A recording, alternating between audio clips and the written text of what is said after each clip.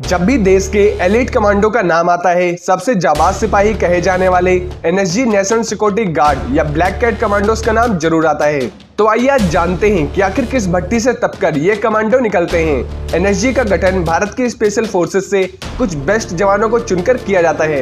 NSG में 53% commando सेना से आते हैं, जबकि 47% commando paramilitary forces, CRPF, ITBP, RAF और बीएसएफ से आते हैं। इन कमांडोज की अधिकतम कार्य सेवा 5 साल तक होती है। 5 साल भी सिर्फ 15 से 20% को ही रखा जाता है। बाकी कमांडोज के 3 साल पूरे होते ही उन्हें उनकी मूल फोर्सेस में वापस भेज दिया जाता है। भारत के सबसे महत्वपूर्ण व्यक्तियों की सुरक्षा और आतंकवादी हमलों से बचाव का जिम्मा एनएसजी का होता है। एनएसजी कमांडोज हमेशा काले कपड़े, काले नकाब और काले ही सामान का इस्तेमाल करते हैं, इसलिए इन्हें ब्लैक कैट कमांडो कहा जाता है। तो सबसे पहले आइए जानते हैं एनएसजी कमांडो के बारे में कुछ खास बातें। एनएसजी कमांडो को 2 भागों में बांटा गया है, जिनमें से एक ग्रुप को स्पेशल एक्शन ग्रुप और दूसरे ग्रुप को स्पेशल रेंजर ग्रुप के नाम से जाना जाता है। आपको जानकर हैरानी होगी, एनएसजी कमांडो का निशाना बेहद अचूक होता है। इनके निशाने से कोई नहीं बच सकता, क्योंकि ट्रेनिंग के दौरान एनएसजी कमांडो को निशानेबाजी का अचूक अभ्यास कराया जाता है। एनएसजी कमांडो को 16 अक्टूबर 1984 में बनाया गया था, ताकि देश में होने वाली आतंकी गतिविधियों से निपटा जा सके। एनएसजी कमांडो जर्मनी की GSG-9 की तर्ज पर बनाई गई है, जो कि दुनिया की सबसे बेहतरीन काउंटर टेररिस्ट फोर्स है। एनएसजी का मोटो सर्वत्र सर्वोत्तम सुरक्षा है। वहीं एनएसजी कमांडो को नेवर से गिव अप भी कहते हैं। एक आर्मी का जवान जितनी बंदूकें चलाने की तैयारी पूरे जीवन में करता है, उतना एक एनएसजी कमांडो हफ्ते भर में ही कर लेता है। अब आइए जानते हैं एनएसजी कमांडो की ट्रेनिंग कैसे होती है। हर किसी को ब्लैक कैट कमांडो बनने का मौका नहीं मिलता है। इसके लिए जवानों को आर्मी, पैरामिलिट्री या पुलिस में होना जरूरी है, और यहीं से एनएसजी कमांडो बनने के लिए जवानों को चुना जाता है। वहीं अंत में सैनिक ट्रेनिंग के लिए मानेसर एनएसजी के ट्रेनिंग सेंटर पहुंचते हैं। ये देश के सबसे जाबाज सैनिक होते हैं, लेकिन जरूरी नहीं है कि ट्रेनिंग सेंटर पहुंचने के बाद भी कोई सैनिक कमांडो बन जाए। 90 दिन की कठिन ट्रेनिंग के पहले भी 1 हफ्ते की ऐसी ट्रेनिंग होती है, जिसमें 15 से 20% सैनिक अंतिम दौर तक पहुंचने से पहले निकाल दिए जाते हैं। लेकिन इसके बाद जो सैनिक बचते हैं, अगर उन्होंने 90 दिन की ट्रेनिंग पूरी कर ली, तो फिर वह देश के सबसे ताकतवर कमांडो बन जाते हैं। ये कमांडो सबसे आखिर में मनोवैज्ञानिक टेस्ट से गुजरते हैं, जिसे पास करना अनिवार्य होता है। फिजिकल ट्रेनिंग के लिए जवान की एज 35 साल से ज्यादा नहीं होनी चाहिए। सबसे पहले फिजिकल और मेंटल टेस्ट होता है। 12 हफ्ते तक चलने वाली यह सबसे कठिन ट्रेनिंग होती है। शुरुआत में जवानों में 30 से 40% फिटनेस योग्यता होती है, जो ट्रेनिंग खत्म होने तक 80 से 90% तक हो जाती है। इनकी ट्रेनिंग में कठिन एक्सरसाइज करवाई जाती है, ताकि ये शारीरिक रूप से मजबूत हो सके। किसी भी मुश्किल हालात को देखते ही फौरन एक्शन लिया जा सके। इसके लिए इन्हें जिगजैग रन की ट्रेनिंग दी जाती है। जिस्म के ऊपरी हिस्से को मजबूत बनाने के लिए एक्सरसाइज करवाई जाती है, जिसमें हाथ सबसे खास होते हैं। 60 मीटर की स्प्रिंग दौड़ के लिए सिर्फ 11 से 13 सेकंड का वक्त दिया जाता है, और 100 मीटर की स्प्रिंग दौड़ के लिए केवल 15 सेकंड का वक्त दिया जाता है। ट्रेनिंग को और भी कठिन बनाने के लिए हाथों में हथियार और पीठ पर वजन भी लाद दिया जाता है।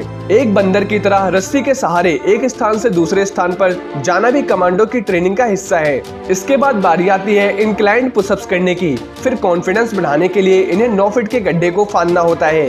किसी मिशन पर जाते समय न जाने कैसी स्थिति सामने आ जाए, इससे निपटने के लिए इन्हें हाई बैलेंस भी कराया जाता है।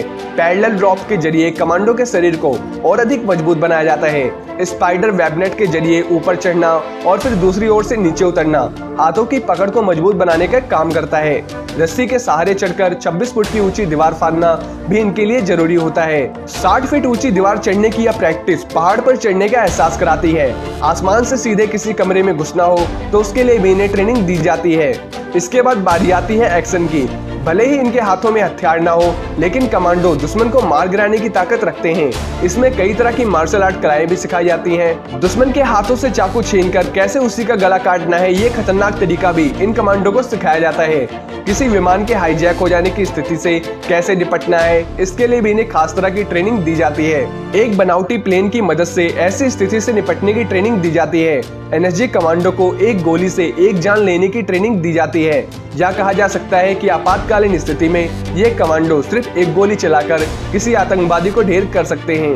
इन कमांडोज को आंख बंद करके निशाना लगाने, अंधेरे में निशाना लगाने और बहुत ही कम रोशनी में निशाना लगाने की भी ट्रेनिंग दी जाती है। बैटल, असॉल्ट, ऑब्स्टेकल कोर्स और CTCC counter terrorist conditioning course का ट्रेनिंग भी दिया जाता है। NSG कमांडोज को आग के बीच से गुजरते हुए मुकाबला करने और गोलियों की बौछार के बीच से गुजरकर अपना मिशन पूरा करने की भी ट्रेनिंग दी जाती है।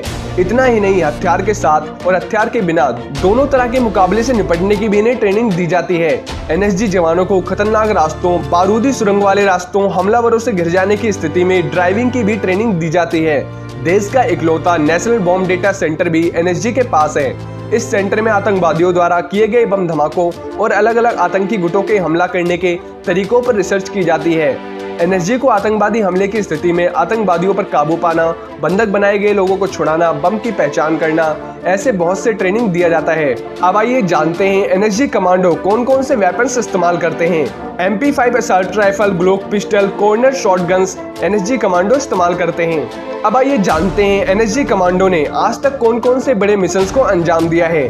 सबसे पहले आता है ऑपरेशन ब्लैक थंडर। पंजाब में सिख अलगाववादियों की एक्टिविटी बढ़ती जा रही थी। ऐसे समय में 29 से 30 अप्रैल 1986 को 300 NSG कमांडो ने BSF के साथ मिलकर स्वर्ण मंदिर में छिपे सिख उग्रवादियों पर धावा बोला।